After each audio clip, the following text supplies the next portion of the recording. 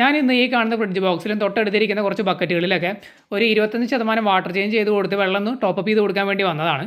അതിന് വേണ്ടിയിട്ട് നമ്മൾ ടാപ്പ് തുറന്ന വശം വരുന്നത് ചൂടുവെള്ളമാണ്. അത് ഏതാനും മിനിറ്റുകൾ കഴിഞ്ഞിട്ടാണ് ചൂടുവെള്ളം മാറി തണുത്ത വെള്ളം പൈപ്പിൽ നിന്ന് വരുന്നത്. അതുകൊണ്ട് നിങ്ങൾ ഈ ഒരു സമ്മർ സീസണിൽ അല്ലെങ്കിൽ ചൂടുകാലത്ത് വാട്ടർ ചേഞ്ച് ഒക്കെ ചെയ്യുമ്പോൾ പ്രത്യേകിച്ച് ശ്രദ്ധിക്കുക.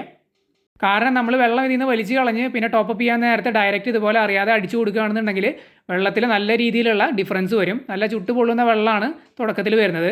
അത് 2-3 മിനിറ്റൊക്കെ ചില സമയങ്ങളിൽ ആ ചൂടുവെള്ളം മാറി തണുത്ത വെള്ളം വരാനായിട്ട് എടുക്കുന്നുണ്ട്. ഇപ്പോൾ ചെടിച്ചട്ടികളുടെ മുകളിൽ കൂടെ ഒരു PVC ലൈൻ വരുന്നത് കണ്ടില്ലേ? അതുപോലെ ടെറസിൻ്റെ മുകളിൽ കൂടെ വരുന്ന ആ ഒരു PVC ലൈനുകളൊക്കെയാണ് സൺലൈറ്റ് ഡയറക്റ്റ് അടിച്ചിട്ട് ചൂടാവുന്നത്. അതിനകത്തുള്ള വെള്ളമാണ് ചൂടാവുന്നത്. അതേസമയം ഗ്രൗണ്ട് ലെവലിലുള്ള PVC ലൈനുകളൊന്നും ഇതുപോലെ ചൂടാവുന്നില്ല. അപ്പോൾ ഇങ്ങനെ PVCയിൽ നിൽക്കുന്ന വെള്ളമാണ് സൺലൈറ്റ് അടിച്ച് ചൂടായിട്ട് നമ്മൾ ടാപ്പ് തുറക്കുമ്പോൾ വരുന്നത്. അപ്പോൾ നിങ്ങൾ വാട്ടർ ചേഞ്ച് ഒക്കെ ചെയ്യുമ്പോൾ പ്രത്യേകം ശ്രദ്ധിക്കുക. പിന്നെ നമ്മൾ ഇതിൽ വാട്ടർ ചേഞ്ച് ചെയ്തുകൊണ്ടിരിക്കുകയാണ്. 25% കളഞ്ഞിട്ട് നമ്മൾ 25% ടോപ്പ് ചെയ്ത് കൊടുക്കുകയാണ്. ആ സമയത്ത് നമ്മൾ അടിയിലൊക്കെ ക്ലീൻ ചെയ്യുന്നുണ്ട്. വെള്ളം അത്യാവശ്യം നല്ല രീതിയിൽ ആൽഗയൊക്കെ വന്ന് കണ്ടീഷനായിട്ടാണ് കിടക്കുന്നത്. കണ്ടില്ലേ? അത്യാവശ്യം നല്ല രീതിയിൽ പച്ച കളറായിട്ടുണ്ട്. ഇതിനകത്ത് കിടക്കുന്നത് നമ്മുടെ ഒരു 2.5-3 ഇഞ്ച് വരുന്ന 2 ടൈഗർ ഓസ്കാറുകളും പിന്നെ ഒരു ആൽബിനോ സക്കർ കാറ്റ് ഫിഷും ആണ്. അപ്പോൾ അവർ അടിപൊളിയായിട്ട് തന്നെ കിടക്കുന്നുണ്ട് ഇതിനകത്ത്. പിന്നെ ഈ കഴിഞ്ഞ വിൻ്റർ സീസണിൽ ഈ ഫ്രിഡ്ജ് ബോക്സിൽ വാട്ടർ ചേഞ്ച് ചെയ്ത സമയത്ത് ഞാൻ പറഞ്ഞിട്ടുണ്ടായിരുന്നു വെള്ളം നല്ല തണുപ്പാണെന്നുള്ളത്. അതായത് മറ്റ് ടബുകളിലും ബക്കറ്റുകളിലുള്ള വെള്ളത്തിൻ്റെ ടെമ്പറേച്ചർ വെച്ച് നോക്കുമ്പോൾ ഈ വെള്ളത്തിന് തണുപ്പ് കൂടുതലാണ്. കാരണം ഈ ഒരു ഫ്രിഡ്ജ് ബോക്സിൻ്റെ ഹെവി ആയിട്ടുള്ള ഇൻസുലേഷനാണ്.